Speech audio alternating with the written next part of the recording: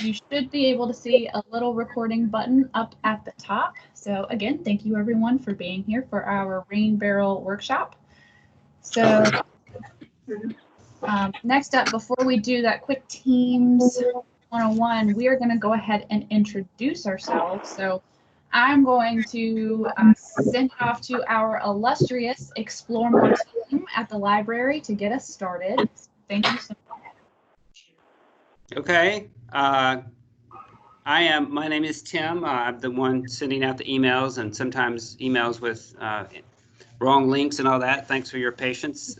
This, to my knowledge, is the first virtual programming the library has organized for adults. There have been some storytime readings in the children's department, but certainly the first one since we started. I see that I don't know if Megan, if you would care to say anything about the Explore More initiative. I see your mic is off, but anyway, I am the library accounts coordinator at the library. I'm a member of the Explore More team, and Dale and I, let me admit somebody here, have been working on the workshop for a while with Sammy and Amy, and we're really excited that we have so many people participating, and I'll let Dale introduce herself. Hi, everybody. I'm Dale. It looks like I'm sitting in the pollinator garden at Chapel Hill Public Library, which is where I spend a lot of my time. My name is Dale Morgan, and I'm an environmental educator at the Chapel Hill Public Library and part of the Explore More team with Tim and Megan and some others. So welcome to the workshop. We're really excited about it. You might see over my shoulder here in the photo the rain barrel that we had painted for this purpose, for this program, and it's really pretty. So we've got some other photos of it built into the presentation. You see the presenters? No, we see the Oh. All right, Amy. Hey everybody, my name is Amy Armbruster. I am the brand new Sustainability Program Coordinator at OWASA. I am so excited to be here today to learn a little bit about rain barrels, which is one great way to save water in your garden. And I'm going to tell you some tips for some other ways that you might be able to save water, money, and energy. Excellent. And my name is Sammy Bauer. I am the Community Education Coordinator for Chapel Hill Stormwater. So my whole job is talking to folks about water quality.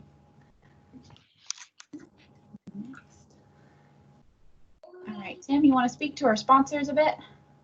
Oh, just real quickly. So this workshop is sponsored by the River Network, which is based in, I believe, Boulder, Colorado. They do have an office in Carrboro, I learned recently, although I haven't had any communication with that office. They have an application process where you apply for materials from the rain barrel, from the River Network. They partner with Coca-Cola Bottling to provide, which provides the barrels. So a big hats off to both organizations. Coca-Cola Bottling in Durham held 30 barrels for us from early March until this past week. And then the River Network has, in addition to providing all the hardware kits, has provided lots of the videos that we shared with you, as well as the instructions and a lot of the supporting documentation. So we are really pleased that they approved our application and provided the materials. All right, so before we dig deep into the fantastic content that we have prepared for you, I do want to give a quick orientation into Teams.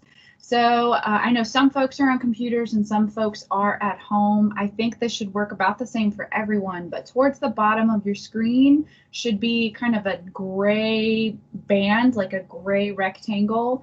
And in it, you can see a little camera icon and a little mute button, some options for more actions where you can change your background. And from here, you can also see, the conversation, and you can see the different participants. There is a meeting chat in the side. So we ask while we are presenting for everyone to just go ahead and hit that little mute button. So that way, if you, like me, have a chaotic household with a lot of background noise, it's not competing for the speaker. So just while we're speaking, if you can mute yourself, that would be fantastic. And also, we're going to be going over some really fantastic content, but in the interest of time, because we want to make sure that there's plenty of time for your rain barrel questions, if you can put any of the questions that you have typed into that chat, we will do our best to get to them. And if we don't have time to get to those questions, we'll make sure to email them out to everybody. And the chat looks like a little text bubble with words over it. It's next to the hand and the team of 2 people. So if you want to open that chat, just click on that little voice bubble. Okay. So I am going to just fly on through some basics of like our local watersheds and local streams. So if you are standing on a piece of land, be it Antarctica or your backyard, you are in a watershed. And a watershed is an area of land where water drains downhill or downstream to a particular point. So the idea that water runs downhill or downslope is why you all are here, because you want a rain barrel to capture that water that is going down the slope of your rooftop. So that's the basic premise of a watershed. It's just water flows from a tall point down to a low point. And some watersheds can cover entire river basins. So North Carolina, as you can see in this map, has 17 different river basins. And Chapel Hill, which is noted by the like that little marker up top, is in the Cape Fear River Basin. And you'll notice that in the Cape Fear, this green river basin, there are different shades of green, and that is because sorry, I was looking at the chat. So that's because this river basin is made up of smaller and smaller watersheds. So in here, we are in the Haw River watershed. So the Haw River begins in like Forsyth County and then flows about 110 miles down to Chatham County. And if you can see in this hand-drawn map by the Haw River Assembly, at the very bottom, you can barely see it, there is a dam that forms along the Haw River, and that creates the Jordan Lake Reservoir.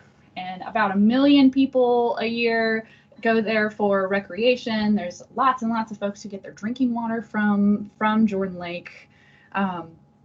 We do not, though, which we're going to touch on in a second. So in this map, you can see circled, there's Chapel Hill and Morgan Creek in particular, which is circled because we get our drinking water from Morgan Creek. So just like there is a dam on the Haw River that forms the Jordan Lake, there is a dam along Morgan Creek that forms University Lake, which is where OWASA pulls our drinking water.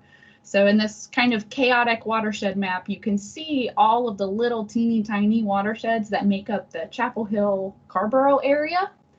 And this is quite hard to see, but this the chaotic space near in the orange in the middle, that's like the downtown Franklin Street.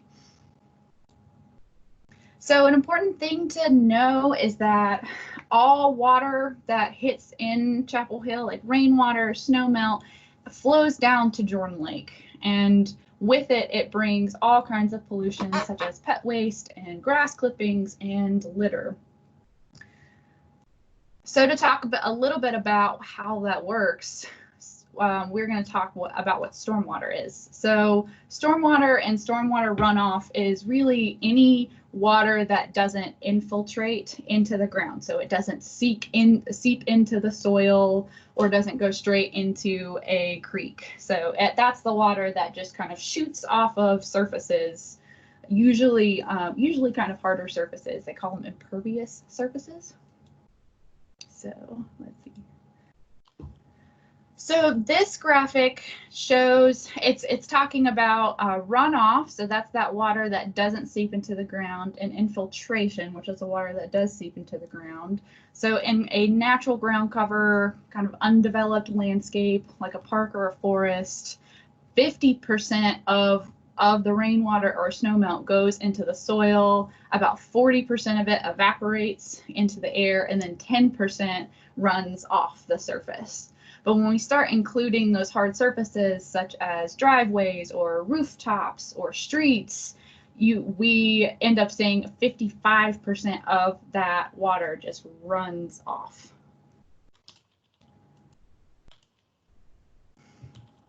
So where does that stormwater runoff go?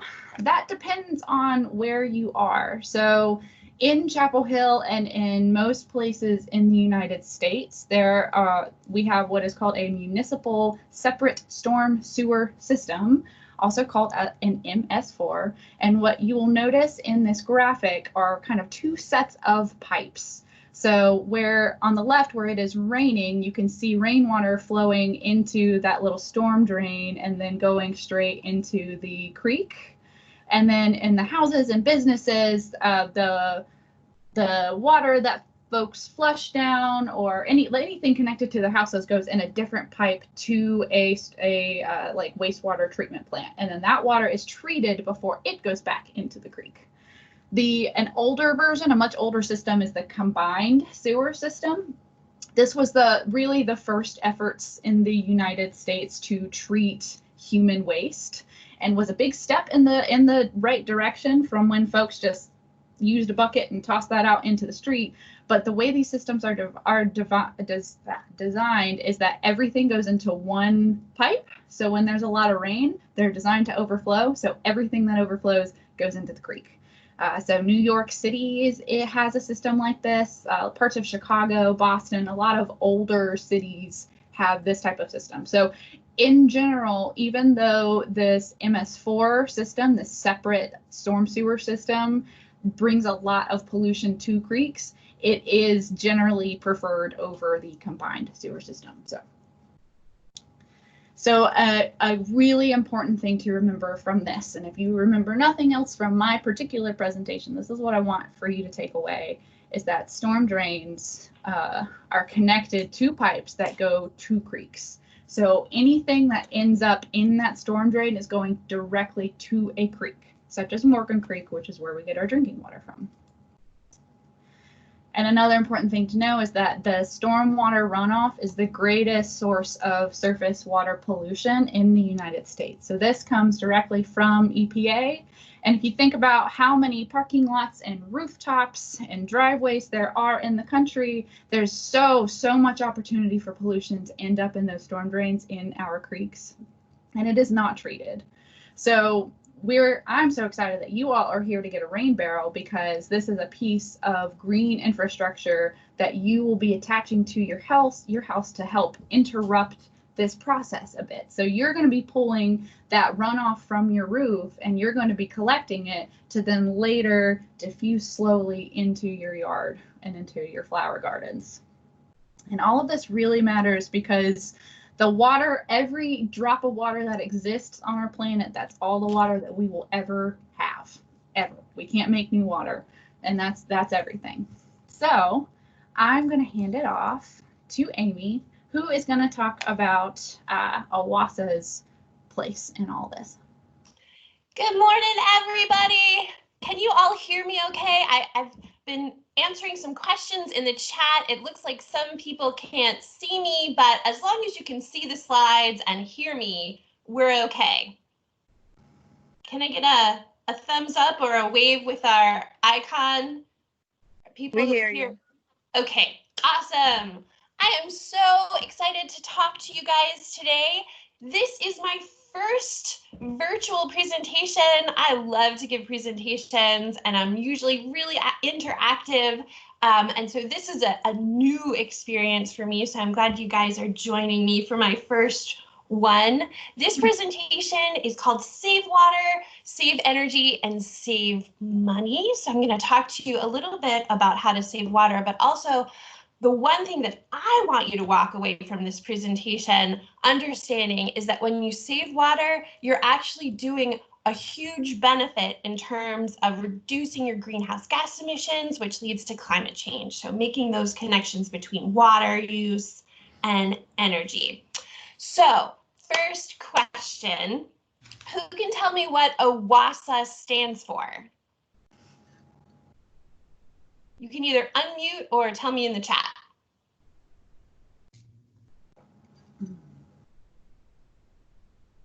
Anybody know? OWASA? Orange Water and Sewer Authority, awesome job, Chesley. Thank you so much, Esther and Tiffany. You guys are on it today. OWASA is Chapel Hill and Carborough's water, wastewater, and reclaimed water utility.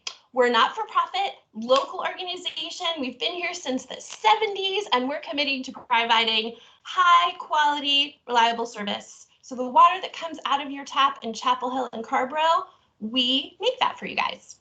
On average, we pump about how many million gallons a day from University Lake in Carborough and Cane Creek Reservoir, which is out on 54. Who's got a guess? Again, either you can unmute and shout it out or talk to me in the chat. 10 million, great guess, Rebecca and Larry. Tiffany says lots. Yes, it is a lot. Any more guesses? 10 million's a little high. I'll give you a hint. 7. 7! Amazing. Did you just get our water quality report in the mail so you know this answer? It is. It's 7 million gallons of water every day. We treat water to drinking water quality and pump it out to you. And when you're done with it, we clean it up and, as Sammy said, return it to Morgan Creek where it flows into Jordan Lake. We also recycle biosolids and use that as fertilizer in local farms. So we do a lot of things to try to be more sustainable. Here's some of our sustainability success stories, something I am super proud of. We have reduced our greenhouse gas emissions since 2010 by 40%. 40%, that's pretty huge. And why does this matter, right? Why is it important that we save water? Well, it just falls from the sky, right?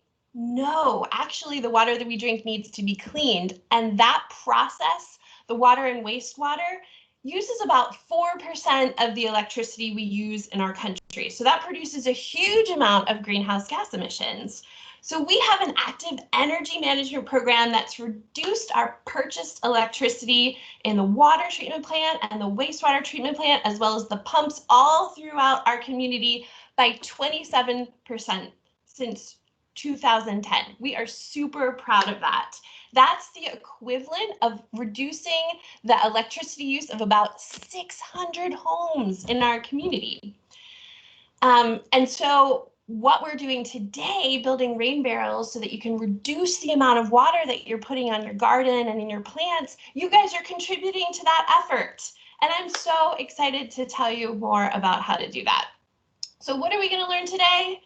We're going to learn how to be a water saver, how to save money and water using this awesome new tool that I'm going to tell you about called Agua Vista. And I'm going to give you some tips to conserve water in your garden. Now that you've got a great rain barrel, let's do more.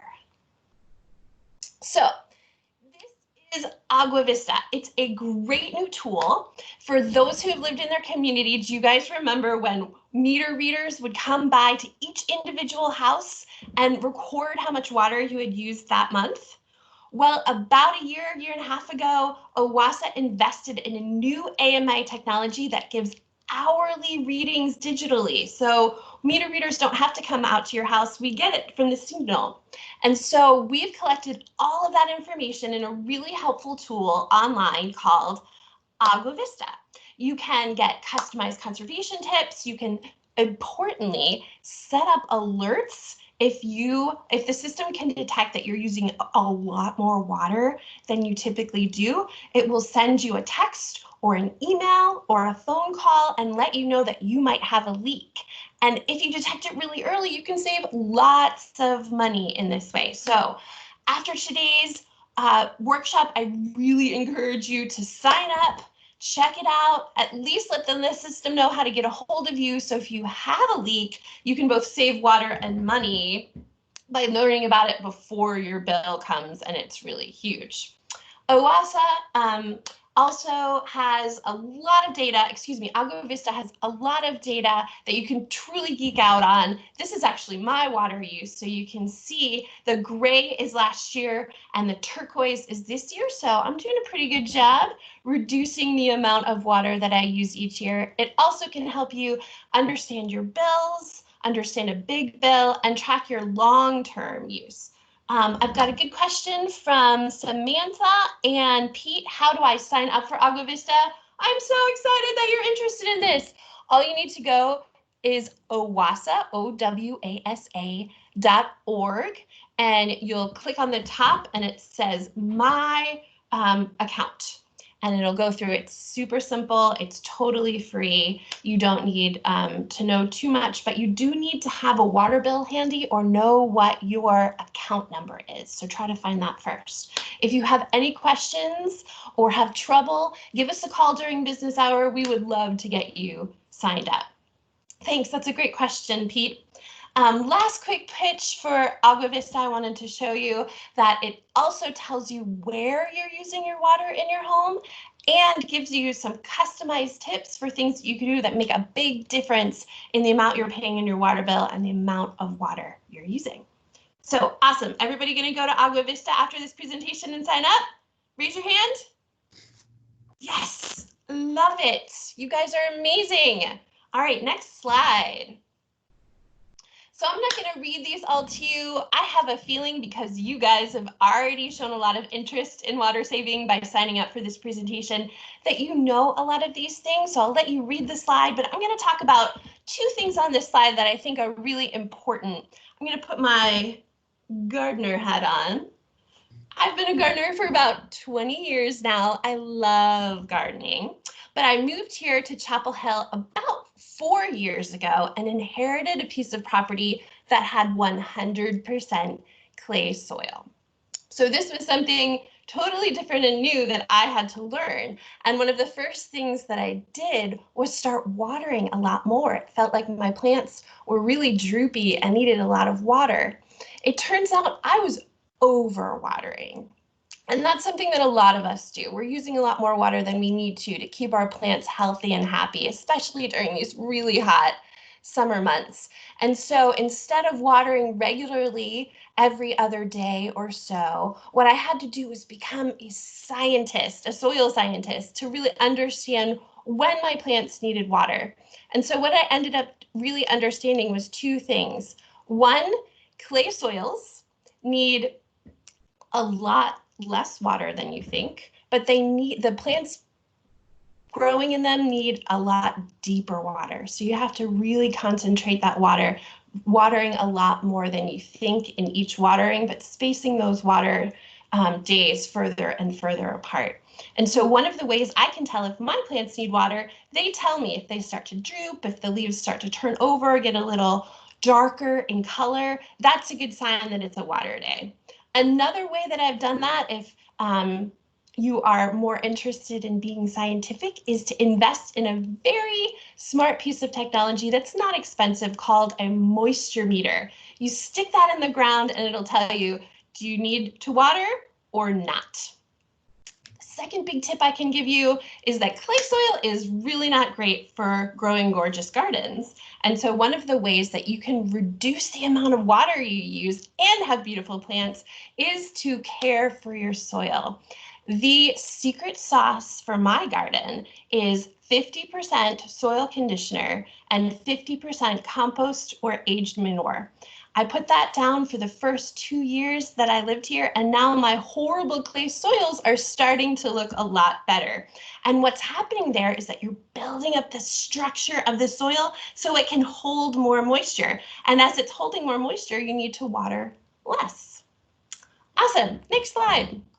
All right, other ways to save water in the garden. You guys can read this, but my top tip here, anything that you can do to shrink your lawn, you're going to require less water because, boy, these July lawns, they need a lot of water. And so I'm sure Sammy has some really great ideas about how to put in hardscapes that allow the water to percolate down to the water table, but don't require the heavy maintenance of a lawn. And then my last tips, next slide, please, are to make some water saving investments. I already talked about a moisture meter. Hopefully you guys are all watering with a nozzle that you can turn on and off so you're not wasting water as you're walking to that next bed in the garden. Using a broom instead of a hose, it's low tech, but it does save a lot of water. The last two things I think are pretty exciting, but are a bigger investment. I am looking for my next big purchase in the garden to be a soaker hose. These are amazing. Instead of hand watering, what you do is snake the hose through your plants, making sure that you're getting the roots nice and wet. You turn on the faucet on the side of your house, let that water run for 2-3 hours, remembering to set a timer to remind you to turn it off, and you're done. That's awesome and saves so much time and water in the garden. Next slide. Okay, awesome. Those are my tips for gardening. The last quick things I want to talk to you about, and then we'll get right into Tim's how to build a rain barrel tutorial.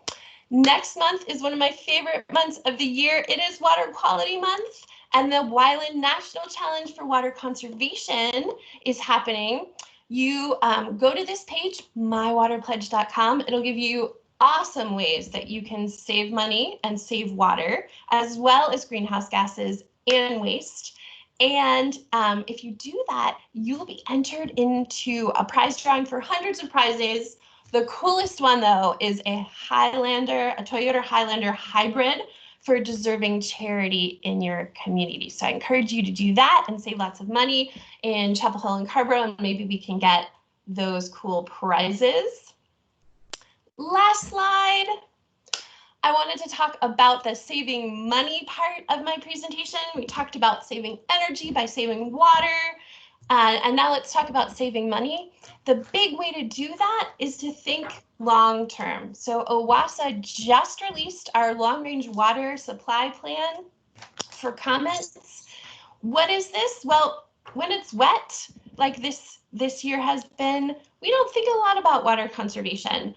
But OWASA is not just planning for rainy days, we're also planning for the not so rainy years. And this has happened before in this community. We've had some pretty substantial droughts. So what we have done is really work hard to reduce the amount of water we use system-wide so that we reduce or delay the need for building very expensive new reservoirs and infrastructure. And the great news, guys, you are doing an amazing job. We are selling the same amount of water today that we sold 30 years ago, even though our community has grown by 50% or more. And it's because of amazing people like you who are investing in green infrastructure like rain barrels and practicing good, smart water conservation that we're able to use less water and therefore keep our rates low. So thank you. Oh, Pete's got another great question. How has decreasing water usage and thus income affected OWASA future plans? You know what, Pete? I'm going to email you because that's a bigger answer than we have time for today, but great question, and I love the way you're thinking. Last slide. If you have any questions and need to get answers, please call OWASA. Feel free to email me or definitely sign up for Agua Vista at owasa.org right after this presentation. Thanks, guys. Thank you, Amy. That was great. Okay, now we get to the assembly part. And oops, let's see, somebody's in the lobby. Let's get that person in.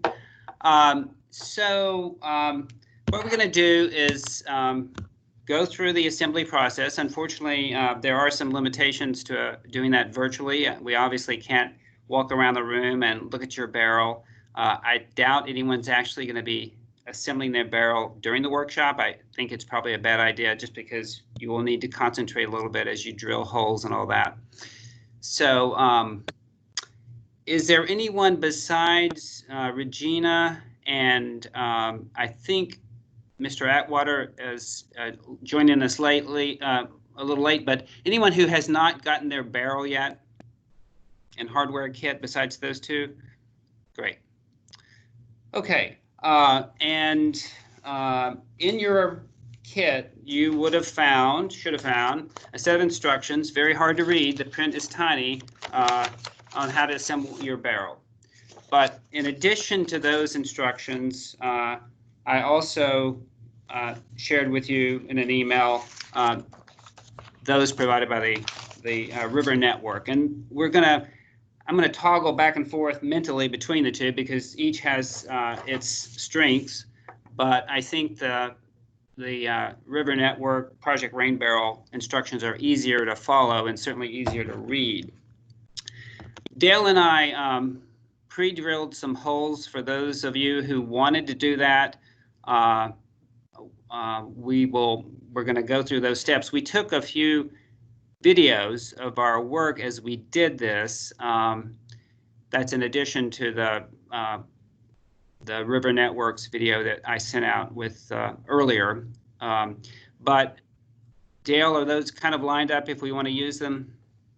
I have them all. Oh, okay. And they're ready to go. Yeah. So whenever Okay. we want them. So let's just work through this. And as Sammy has suggested, let's post questions in the chat box. We're going to try to leave plenty of time for questions and answers afterwards. And I may stop periodically at some of the more challenging steps just to see if everybody's on board and if there are questions for that particular step. There's a list of materials here. Actually, the rain barrel guidelines, I just want to highlight a couple of things. It is really critical to paint these barrels. They are, as they say, semi-translucent, and the sunlight will cause algae blooms, which you don't want to happen. We did try to clean them out as well as we could. Some were a little dirtier than others. I would suggest maybe rinsing them one last time inside with something like a non-chlorine bleach with water. Of course, this is not water you're going to be drinking. It doesn't have to be perfectly clean, but it might, if there are remnants of algae, I think they were stored outside for a while with some Coca-Cola syrup in them at the bottling plant. So you may want to do a little additional cleaning of the inside of the barrel. The other thing is one other tip about painting the barrels, as they say here, it's important to use a primer that is designed for plastic. I have also seen the recommendation that you scuff up just to sort of rough sand the outside of it, so for better adhesion to the plastic. And of course, you'll want to, we did our best to remove those labels from Coca-Cola, but there are some paper labels. I'd try to get off as much of that as you can before you actually paint them. And a really important point here. One of the bullets here under rain barrel guidelines is connect multiple barrels in sequence for greater water storage. As it happens, we have a few extra barrels, and what I'm going to ask anyone who's interested in these barrels do not have kits with them. You can purchase the kits yourself on the site. It comes with the rain. What was it? Rain Barrel Depot. It's in your packet. You can also, there's two things you could do in an additional barrel. One is set up a separate operation on another downspout, or you can link them. And if you link them, you don't need all of the hardware in this particular kit that you got. There is on Amazon, there's a earth-minded rain barrel connector kit for $23. So if you wanted to link a second barrel to the one you already have, you would need to get that kit. if you are interested in a second barrel, we may not have what we'll do is draw names if we don't have enough for those who are interested. But if you will just indicate that in the chat box at some point, doesn't have to be right this minute, we will take your names, put them in a hat, and let you know if there's a barrel available for you. And then we'll talk a little bit more about this, but it's really important to elevate your barrel at least a few inches. You want to take it, use gravity as much as you can to get the water out of the barrel and into your garden. If you live on a hillside, as I do, it's pretty easy to do. But if you're on a flat lot, it's all the more important to elevate your barrel. The other thing is, we'll talk about this in just a minute, is the location of that spigot. But to get, it's a lot easier to get to the spigot if you elevate the barrel and can get a rain barrel. I mean, I'm sorry, a watering can underneath it. Okay, Dale, anything you want to add at this point? No, I don't think so. I think we could probably start with some of the videos and just show how we went through the process. Sure, and I will say one thing. I don't know what the range of handyman skills are. I am pretty limited in my own, but I will just say that if you're a little intimidated by using a drill or these particular saw, the contraption you're using to make the hole, it's really pretty easy. And if you don't have a drill and you're asking a neighbor to do it, as I was saying to Regina at the beginning, it shouldn't take more than 5 minutes to actually drill the 3 holes, especially if you mark them ahead of time. Yeah, I think, as you'll see in the videos we put together, it's not much work at all. Dale, I've got the bit here. Let me say a couple of things about, just so I can stick to the order of advice on the instructions we have up. What's going to be critical to the location of your holes in your barrel is where you place the barrel in relation to the gutter. So it doesn't really matter where you put the spigot at the bottom, but the top hole in relation to the spigot is all going to depend on where you're putting it to the its orientation towards the downspout. So if you have it in front of the downspout, you're going to want your top hole 180 degrees across from the spigot. If it's to the left of the downspout, you'll want your diverter hole at the top to be on the right, and vice versa. The good thing is the hose extends to 3 feet.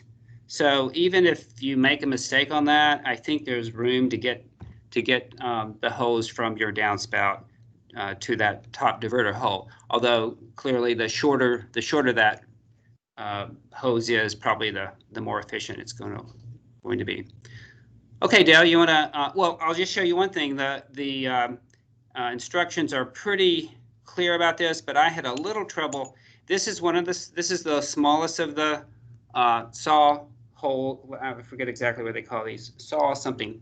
Anyway, you get a bit in your kit like this, and you'll notice that the base of it it's not a complete circle. It's oblong, and the see if you can see this. So is the hole in the drill. So just be sure you line those up, and what it's going to do is fit snugly there once you tighten with your hand this little bolt here.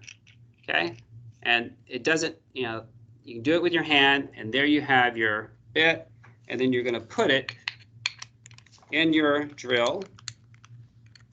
Oops. Yep. tighten the drill, and you're ready to go. I don't have mine, I've got a corded model and it's not plugged in, but it is really straightforward. One of the things you'll see in the question. Oh. Yes, we've got a question from Pete. He says, thinking future use, what other materials can you use the saw set with? Is it good for wood? You know, I'm not sure. I will say this, we were using one saw for multiple barrels. And then at the bottom of the package in which the kits came, there was a little envelope with some instructions, and it said, these saw bits are meant only for one use. Now, I don't know if that's a marketing technique so that you know, they'll get you to buy more kits or not. But I do know this, that when we used one maybe 3 or 4 times, some of the it got a little Dull. dull and bend a little bit. So I don't think it's something you can use a lot. But I would hang on to them, especially if you decide to add a barrel later. You might be able to do the holes and get the hardware without actually buying a whole kit if you go to your local hardware store. Okay, so Dale, you want to show the little drilling video? Yeah, Sammy has those. And we did make the mistake of, well, I won't say the mistake, but it's actually a lot easier if you put the barrel on its side and drill straddling it rather than the way I do it here. Yeah, so it took 2 people to do it the way we did it. So if there's only one of you, just do it the other way. Action. Oh, is that the top one? Yeah, that's the top one. Okay. Well,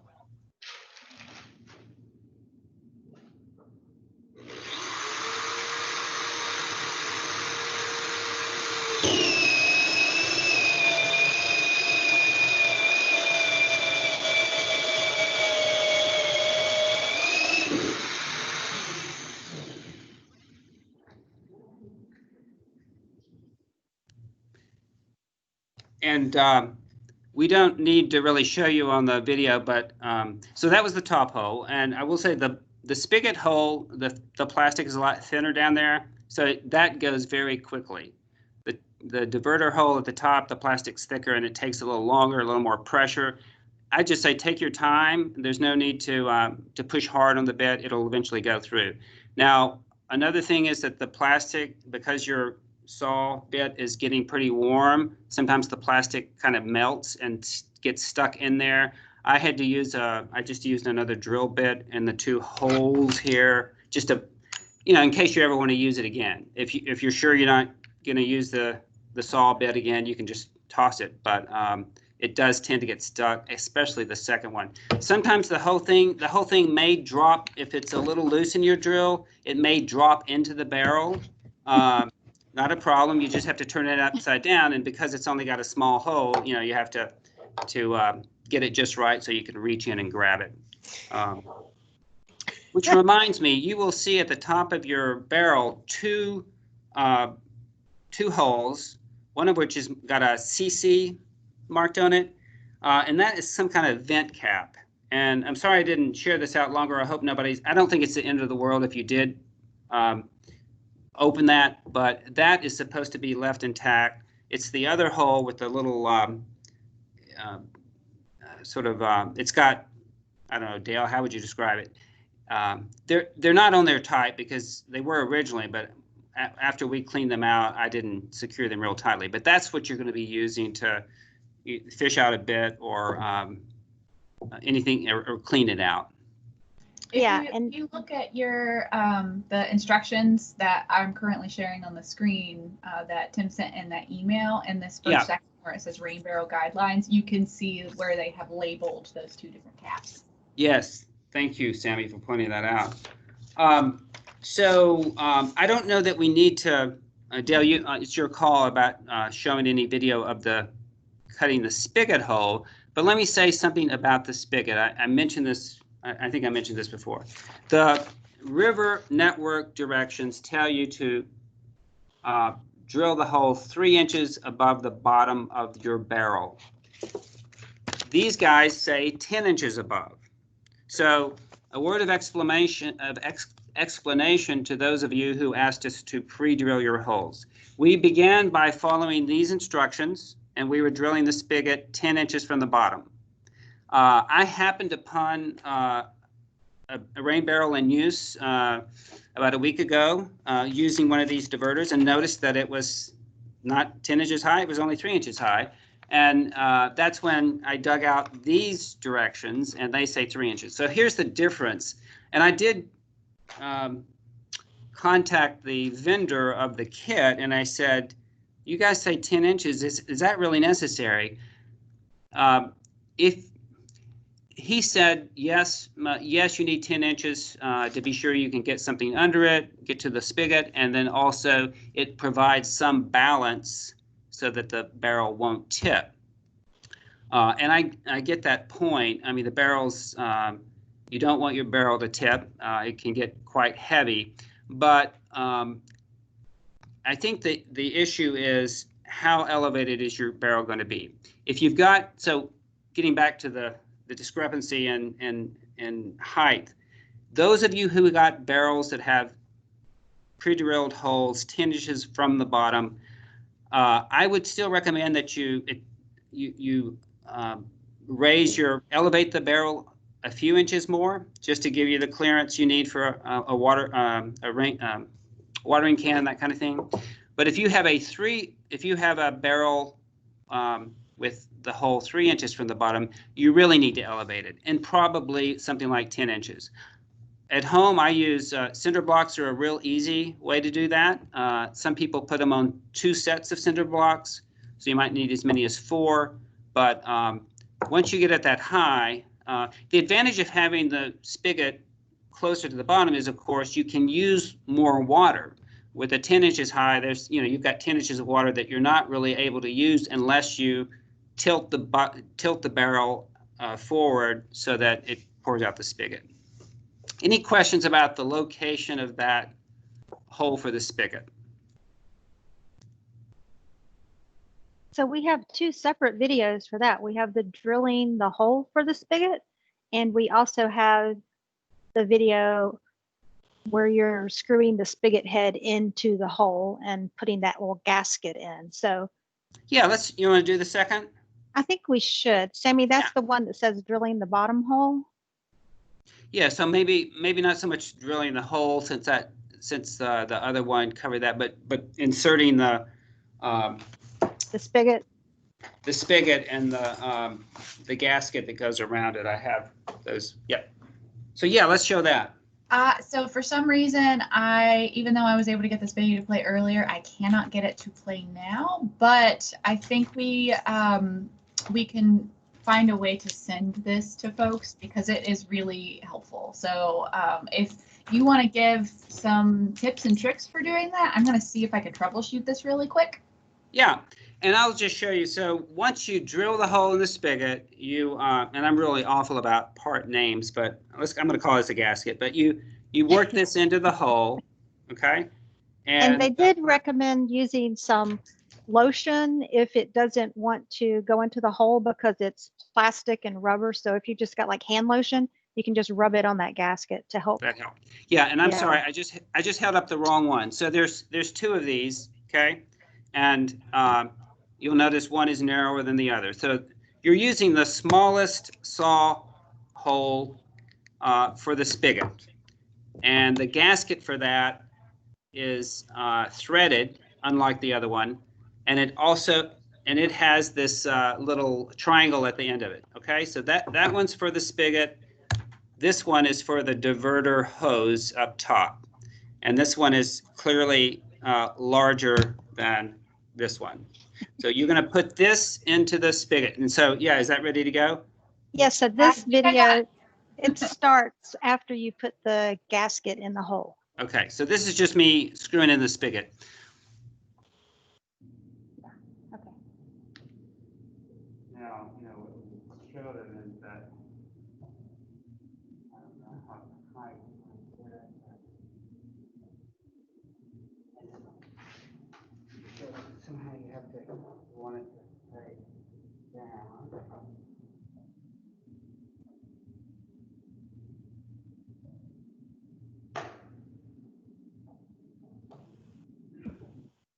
What happens is the gasket kind of moves as you're screwing in the spigot, so you want to keep the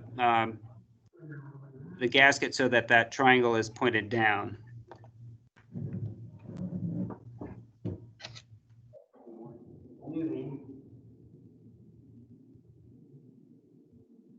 I make it look a lot harder than it is.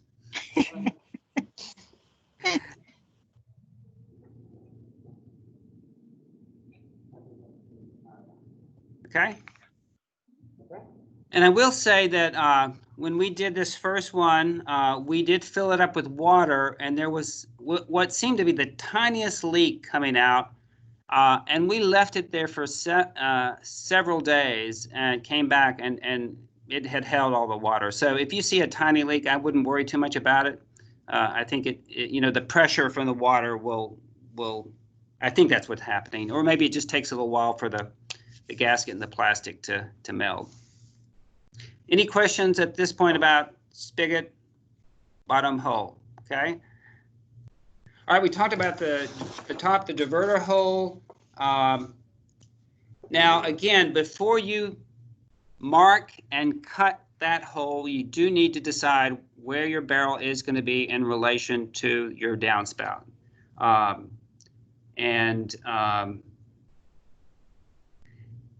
And here is another little discrepancy between the two sets of instructions I actually discovered this morning. On your printed hard to read instructions, you want to make the hole in your downspout more or less level with the top hole in your barrel. And the whole idea is once your barrel fills, the water coming down the downspout will no longer be diverted into the rain barrel, but it will shut off and go down your downspout. Now, in the instructions that came with your kit, it's step number 8, but they have you. I'm sorry that I didn't project this, but basically they have you holding a level on the top, across the top of the barrel to the downspout, and then marking your barrel. I'm sorry, it is so the print. I've got a blown up copy, and yeah.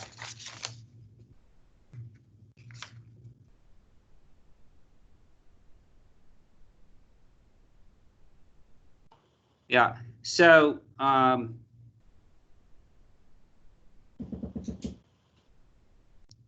yeah. So for open top containers, let's see.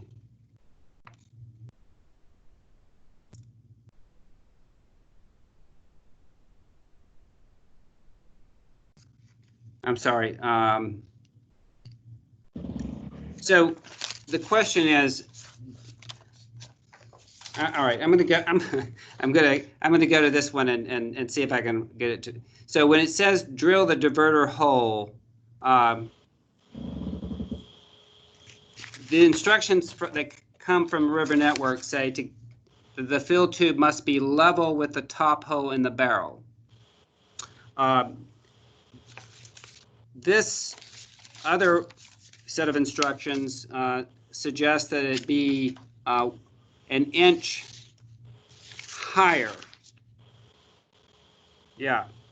And if you'll notice, if you go to troubleshooting under 14 in these printed directions that came with the kit, it says to correct the drain barrel and lower that the water inlet on the barrel is 1 inch below the level of the diverter.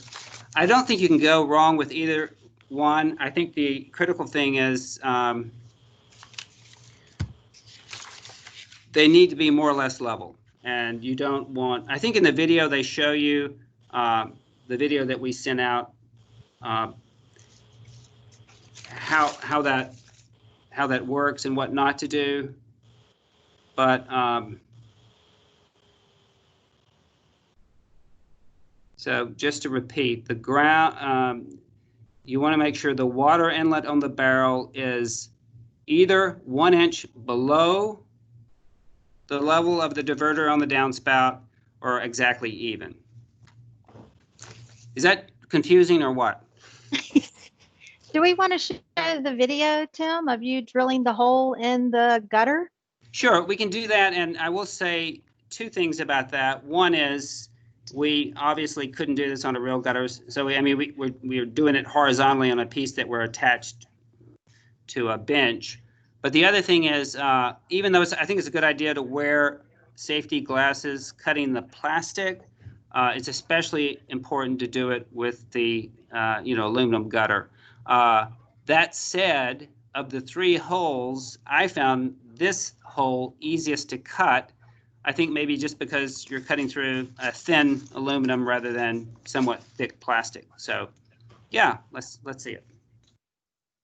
Okay, so I've got my glasses and my gloves. Oh, an important point too here is, and I'll get back to this, it's got to be on the 3-inch side of your gutter. We'll talk more about that in a minute. Here we go.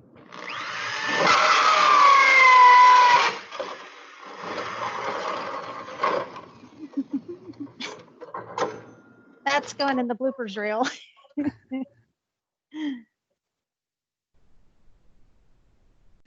So this point is emphasized in both sets of instructions. They agree on this, that apparently downspouts come in 2 flavors or 2 sizes, 2x3s or 3x4s. And either way, you want to drill your hole into the 3-inch side of your downspout. And apparently it's problematic if you don't. So I really want to emphasize that important point.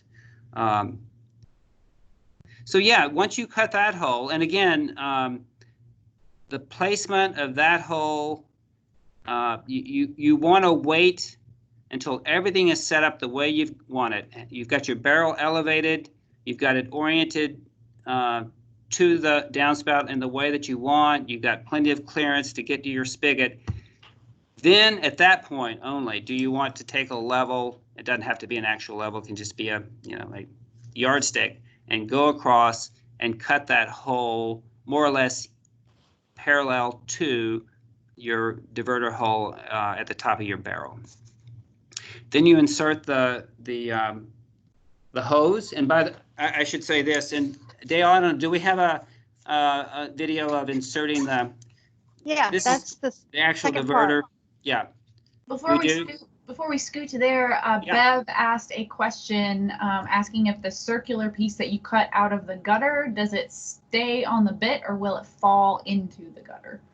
It will fall into the gutter, downspout, yes. And it should just fall right out. What's that? It should just fall right out through the gutter and just end up on the ground below. Well, I mean, it occurs to me, if you have a downspout going into a pipe, yeah, you will not be able to retrieve that. That's a very good point. I saved mine thinking, okay, because somebody had the question they posted ahead of time about what happens if you decide to, let's say you're selling your house and you want to take your rain barrel with you, but you don't want to leave a downspout with a hole in it. Probably the simplest thing would be to just replace the downspout. I mean, they're only $10 or $12. There are also online on Amazon, you can see this. I think even the Rain Barrel Depot has this on their website. There are little, and we're sort of getting into maintenance, jumping ahead a little bit, but there are little plugs. Thank you. Let's say that you don't want to use your barrel in the winter.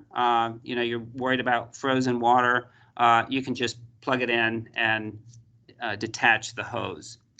But that's a very good point, that if your downspout goes into the ground, that little piece of metal will go. And I'm assuming it'll get flushed down and, unfortunately, Sammy, into stormwater. Well, that brings up a whole other conversation about disconnecting your downspouts if it's got a pipe that connects directly to a creek or or a curb and gutter. So that we can have a whole conversation. I know, and I'll share with you something I learned from Sammy in the whole process of this. I have 3 rain barrels, all of which require a lot of maintenance because they don't have this diverter. I mean, I have my downspout cut off and they go straight into the barrel with a screen over it.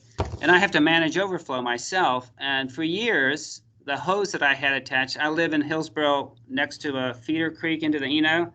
So I thought it'd be great to send that water into the creek, to refresh the stream and refresh the Eno. But only after talking with Sammy did I realize that's stormwater. And it actually needs to be sent to my yard, other parts of the garden or the lawn, and seep through the ground and get clean before it enters the groundwater. Is I got that right, Sammy? You're absolutely right. So another important thing about these rain barrels is they say, like, do not use this water for your vegetable garden, because if this is coming from your shingled roof, it's pulling in all of the little metal particles that are on your roof, and you don't really want to eat that in your cucumbers or your tomatoes. So that's why these rain barrels are really good for like your flower gardens or your lawn, and that's the same reason why you want to just discharge it into your actual yard, because your yard is a really effective filter for stormwater pollution, such as the little metal particles in your shingles. Yeah. Yeah, and I mean, the nice thing about this model is because it has the diverter, you should not have to spend any time managing overflow. It will take care of it for you. Now, you may the one suggestion in the River Network instructions is when you insert this diverter into the spout, one suggestion is to put a little piece of pantyhose or window screen over. I'm not sure which side it is, but the idea is to keep debris coming down the downspout into your barrel, and also plugging up this diverter. So it's something you might want to explore. I don't know that it's critical. And these things do come out pretty easily once you get them in. So if you need to clean it at any point, you can certainly do that. Okay, let's see this real quick.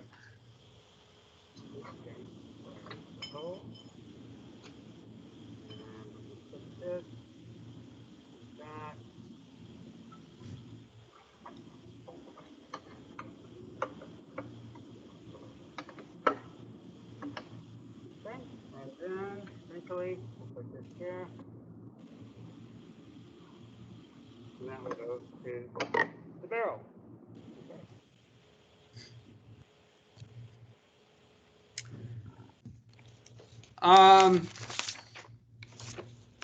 Okay. Yeah, I think at this point, we can open the floor to start answering questions. So let's do that.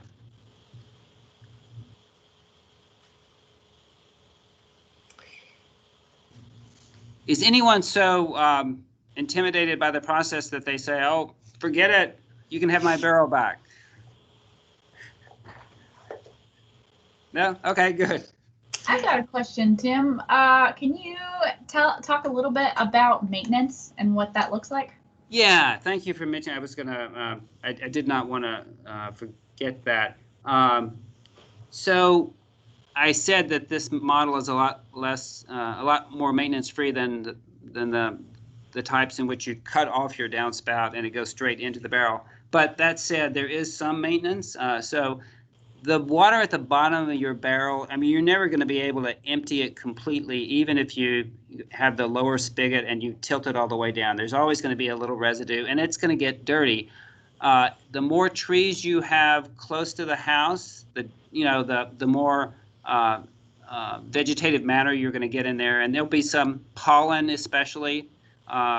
So you just periodically are going to have to wash it out. Not because you're drinking the water, but sometimes it gets so, brackish that I don't even feel comfortable putting that water on ornamental plants. You shouldn't have an issue with mosquitoes breeding in your barrel because there's so few openings.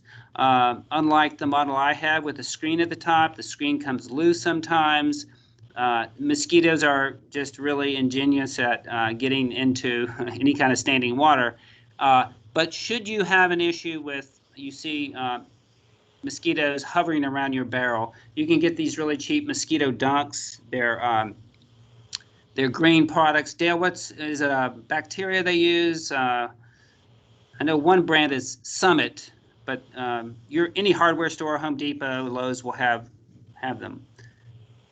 Dale, you're muted, but do you? Okay, yeah. I actually have some in my garage, and I could go grab them. There you go. They're called mosquito dunks. Yeah. That's what I have, and they work really well. Yeah. So yeah, there are some good suggestions here on the river network thing under maintenance, and it's all about they do. There was something I saw the term algicide, yeah, which I've never used myself, but there is a plant-safe algicide that you can use to prevent algae growth. And Sammy, can you think of any other maintenance tips that Amy's got one? We've got a question, Tim. S. Zollner is asking, he or she painted their barrel without first putting down a plastic primer. They're wondering if the paint will flake off, and then maybe if you have any suggestions. That's a really good question. I'm going to open the floor and see if any participants want to offer their own. My guess is that if anything kind of starts to knock into it, it could flake or scrape off. But my other guess is that there is some type of outdoor top coat paint sealant that exists that you could use to go to seal the whole thing in to protect it a little bit.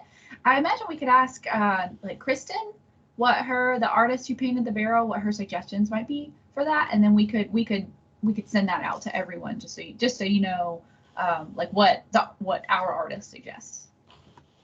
Yeah, I think Kristen may have used like a UV spray to seal the one that she did, but she also used this really nice mural paint that you can get from art supply stores, and it's a little expensive, so I don't know that everybody's going to want to do that unless if you're an artist and want to make a piece of art out of your rain barrel, which would be really nice, because the next thing we'd like for you to do when you've painted your barrel is actually share pictures with us, and you can email them to us. You can tag us on Instagram, and there you go. So you can find us on all these social media outlets and share your images of your beautiful rain barrels once you have them painted and installed by your house. So that would be awesome. We'd love to see those.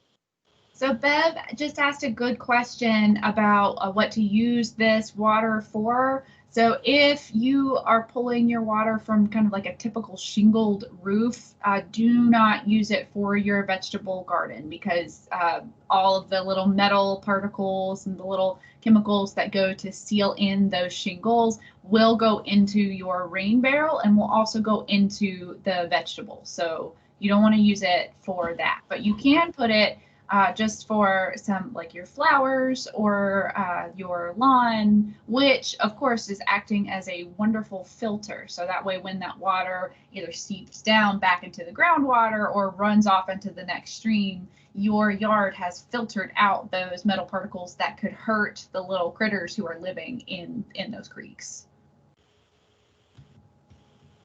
But if you have a metal roof, I'm looking into the metal roofs. It will depend entirely on like what goes into that metal roof itself. So I have a shed in my backyard that has a big old metal roof. So I too am invested in this question, because if I could pull that rainwater to water my tomatoes, I would love that, because they're very thirsty and I would love to save water.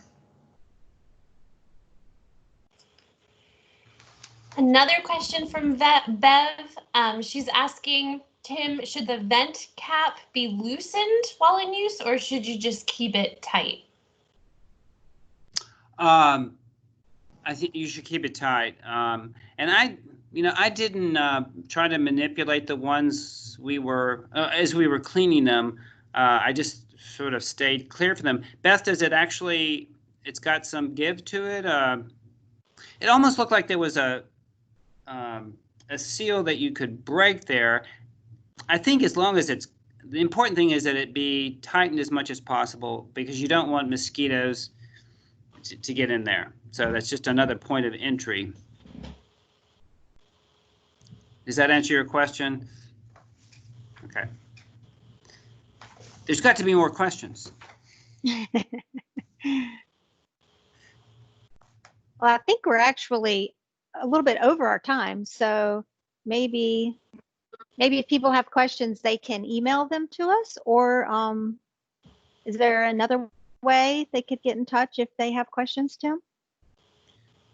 Sure. No, be happy to take them by email. Everyone should have my email. I'm curious, just because I'm not accessing the chat, can't do more than one thing at a time. But in the chat box, do we have any? Has anyone expressed an interest in getting us an additional barrel? Yes. Okay. Okay. Good. A number of people have. Yes. All right. So we'll get back to you about that. I do want to mention one other thing. So we will have, assuming that there are fewer barrels available than people interested, we'll do a kind of lottery and let you get back to you about that. Dale's told you about the social media platforms. We'd love for you to post pictures too. And I will say, even though the barrel behind Dale is spectacular and a work of real art, the ones I've seen that have been painted like just a kind of a aqua blue or a green, I mean, they look great. They look a lot better when they're painted, I think, because white's a little stark. But it's not just aesthetics. Of course, it's all about blocking the light. It's just that primer, the first primer that's supposed to be plastic friendly. After that, you can use any kind of house paint according to the River Network instructions. The other thing is, after this meeting, I am going to send out to all the participants a really short survey for feedback about the program. It's something that the library uses for every adult program. It's got like 3 questions and suggestions for improvement. And I really urge everyone to do that. It won't take much of your time at all. And the programming committee collects that data and is constantly working towards improving our programming. So I'm happy to stay for any additional questions, but if we're all zoomed out, as I say, and you do have the alternative of posing questions by email later, we don't have to continue. But are we all psyched? Ready to get out there and paint and drill and hook up these barrels? Okay. Sounds good. Thanks Thanks, again. everybody. Well, send us your questions if you have any. And thanks, everyone, for your patience with the technical glitches and all that. Thank you. Okay, thank you. Bye-bye. Bye-bye. Bye-bye. Thank you. Tim, Yeah. tell me again when you say I could pick it up. What days? Oh, that's Regina, right? Yes. Okay. So 2 things, Regina. One is